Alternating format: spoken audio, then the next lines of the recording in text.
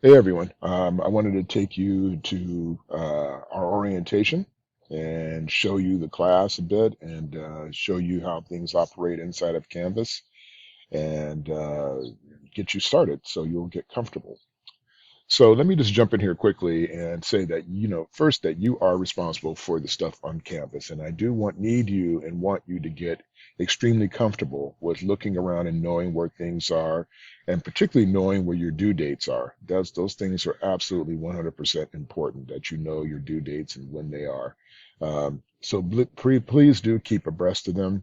Uh, and make sure you meet them. Because as I said earlier, I'm a real relaxed guy. Yeah, even though I'm an ex-football player and I played at UCLA, and discipline you learn when you're playing athletics or in any athletics endeavor. But I like to run a relaxed class. If we were sitting live, you'd probably see me in my shorts and flip-flops and looking like a coach, probably more than a professor. But I assure you, I am. Uh, but it's also about just getting just being responsible and being getting comfortable with things that maybe outside of your comfort zone, and maybe political science is something you've found historically that you're not interested in, or what you perceive of it based on your high school or maybe middle school, or even maybe sometimes in your fifth, sixth grade you get to learn a little bit about it. I'm here to basically not sell you on being a political science major, even though I hope some of you will consider it. It's been incredibly valuable. It wasn't where I started when I was an undergrad, but I certainly found myself there after bouncing around between busy with football and moving around trying to figure out where I wanted to be, which is perfectly fine. You don't have to have all the answers to the questions at 17, 18 years old. So, um, or even 49 or 50. So you get comfortable looking around and finding what fits for you. Um, so with that, I just want you to be, but take something away from everything is what I'm getting to. I really want you to get comfortable with the fact that learning something new, learning something that's going to be valuable to you and for your future. And voting is probably the most important thing that you do as a human being in this country is vote, because your vote determines the outcome about things that affect you directly every day. And some people don't take it seriously. Some people take it for granted. Uh, but I assure you that it's nothing to be taken for granted, and it's important that you pay attention at least a little bit to when you're voting, so you make wise decisions, or you make decisions that don't hurt you because of ignorance or because of lack of knowledge, or hurt other people. And one of the things you hear me say a lot is that it's not just about you. The things that you vote on, if you're voting on just your own self-interest, and I understand to some degree why we do, um, you may not be helping other people or helping the group. And I think sometimes it's much more important that we help collectively everyone and not just look at just ourselves. Because if the group is thriving and moving forward, then you benefit by virtue of the group's success.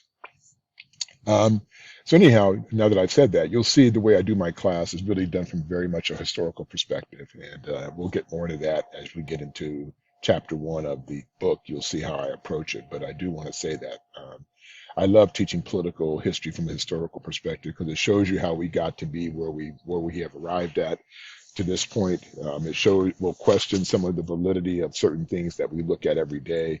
In my lectures, you'll see me talk about them all the day. I'm going to shake up your reality. There's a lot of video that you get to see that will, some of it I guarantee you, you're going to go, wow, I didn't know that. Wow, I didn't know that. In fact, a lot of it I guarantee you probably will. The influence of money and power, you'll see all that stuff. So I look forward to jumping into chapter one and showing you that stuff with you when we get there.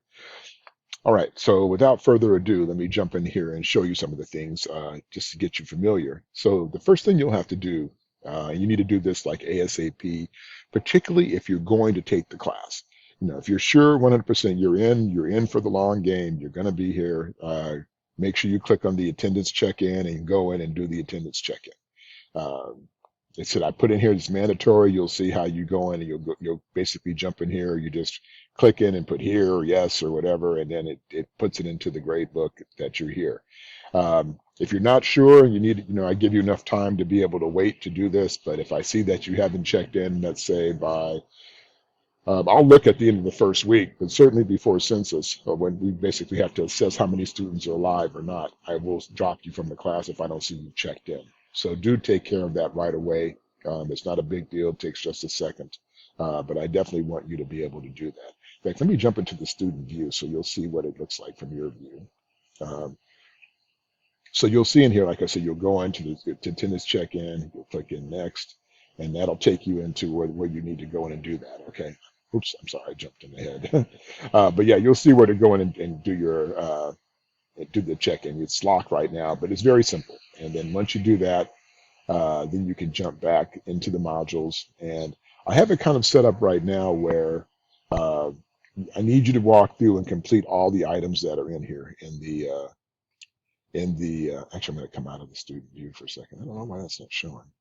Oh, I know why it's not showing because I haven't opened up the module completely. Let me get out of the student view and go to my view as I walk you through this. So what happens is, again, as I say, you need to complete all the items here, and it doesn't mean, I mean, yes, I think it's valuable that you should watch them, but they're also a resource. So once you go through them, even if you just click through them, you'll be able to, at some point, go back and use them as resource. You know, I'm a big advocate of self-responsibility, and I don't mind answering any questions you have. But you know, when I get students, and it happens a lot because I have like a lot of students that you know, people ask me questions that are right there in front of them, and I don't mind answering them. But it's also, you know, because I have a lot of students, I really like people to be proactive. So everything you need to know as far as due dates and certain things are right there in front of you. And so it's important that you know, be responsible enough to look at those things, and things you're not sure about, you know, shoot me a quick message and I'll be glad to help with. But I really want you to get up and running and learn to be responsible for the things that you need to be responsible for. And again, if you have any questions, I'm a big fan of communication as well. So I'm a big fan of the fact that if you have something going on that you need to address, then please talk to me quickly, you know, or shoot me a message ahead of time. Don't wait. I don't like messages after due dates for certain things when people go, oh, well, the dog ate my homework, or you know, something happened, and now I'm telling you, but I should have told you, you know, a week or two ago, when possible. Um, but I've had students at the end of the semester try to make up stuff for the whole semester because something happened, and you know, they'll tell me after the fact, and I feel bad, but I can't help at that point. It's like, why didn't you tell me, you know, 15 weeks ago, you know, but I can't save you. If you haven't done any work between week 1 and week 15, you know, or have done none, half the work, there's nothing I can do with that. If there's, even if there's something traumatic, you know, I may be able to give you an incomplete, but I just need for you to communicate with me so I can help. And I'm a big advocate of helping my students, but you also have to communicate with me so I can. And I know it's hard in this online modality to do that sometimes.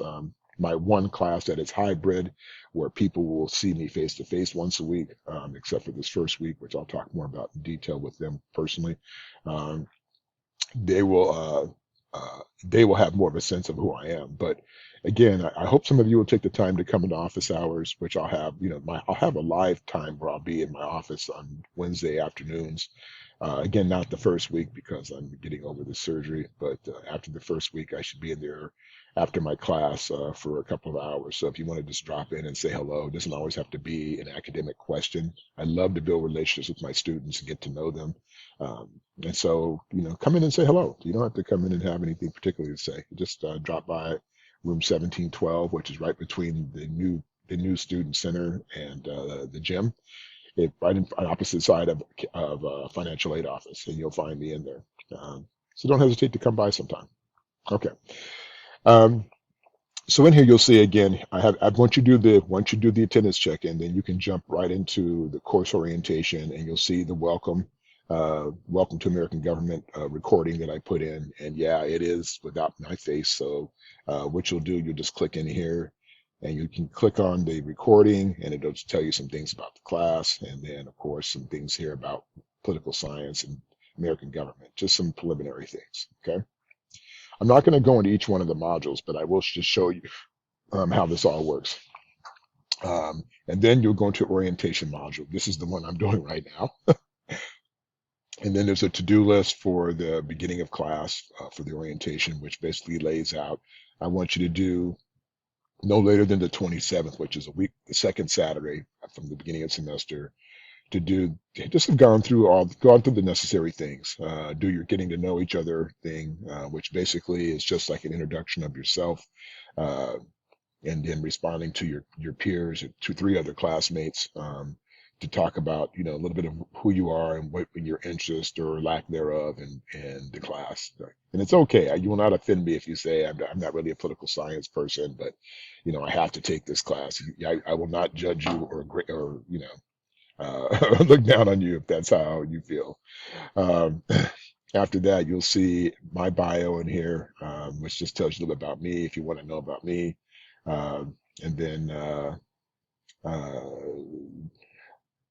yeah, there'll probably be some video clips in there too, some of the work I do, since I do political news on San Diego news stuff. You'll probably see some stuff in there too. So, and then the other things just go through your preparedness for online learning. Make sure that you're comfortable in Canvas and those types of things. We do have people who can help you with that. There's lots of video recordings for things like that. As a matter of fact, over here to your left, um, there are a couple things here that can help you. One is the IVC Student Resources, which is right here, which will have things about, in fact, I'll click on it for you so you can see. So it has things, for example, about access to various college policies, tech support for Canvas, tutoring, library, student health and wellness, counseling, DSPS for those students who are DSPS students, food and housing issues, career services, IVC stuff going on socially on campus and near campus, uh, issues with financial aid, and then other resources. So this is where you come to be able to get a lot of the things and information that if you have questions about it should be right here, or the contact points are right there. Okay.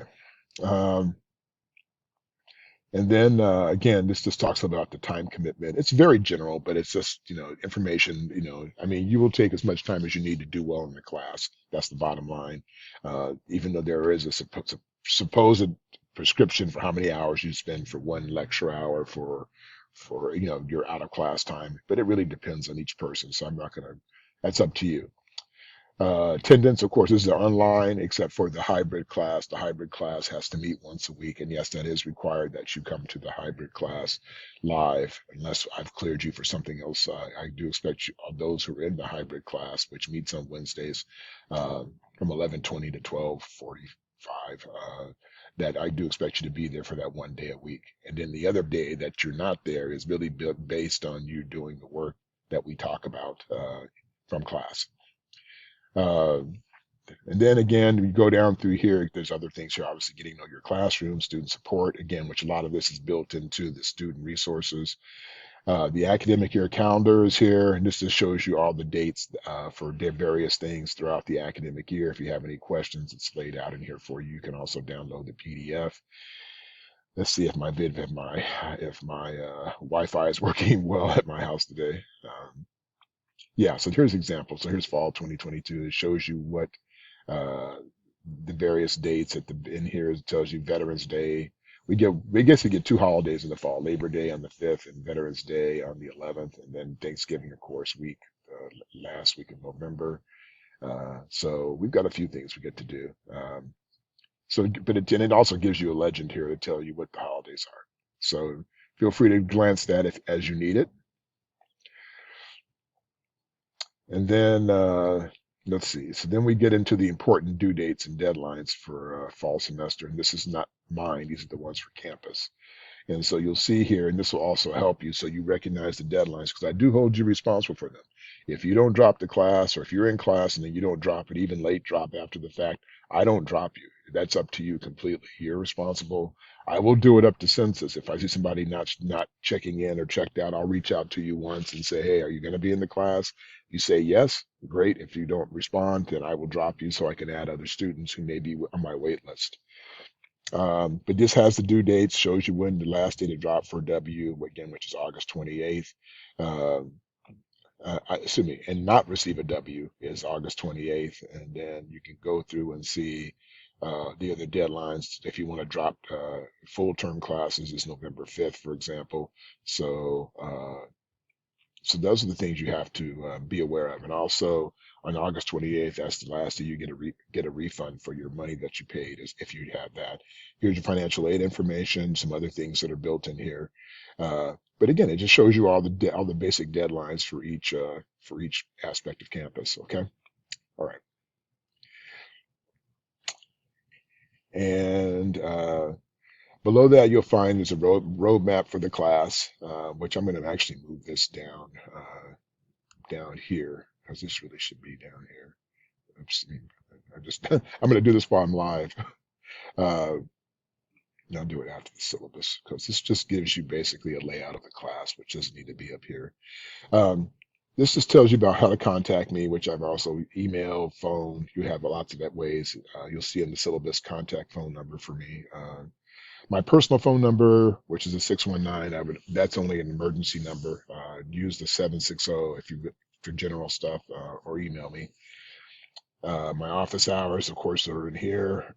Student resources, again, which is over here, is also here as well. Just some general overview, but I would utilize this space over here. And then here's your end to week 1 of orientation. Woohoo! That's really me. I'm that guy, smiley face with sunglasses and flip-flops. Uh, but anyhow, that's the week 1 orientation. And normally I do separate video for week 2, but I think I'm going to just jump in and knock it all out in one. And you can just you can stop after week 1 and then use the second part of this for week 2. And that way I don't have to do, uh, you know what? No, I'm not going to do it that way. I take it back. I'm going to break it up because it won't be so overwhelming for you. So I will stop it here and then I will jump into week 2 in just a second. Okay, bye.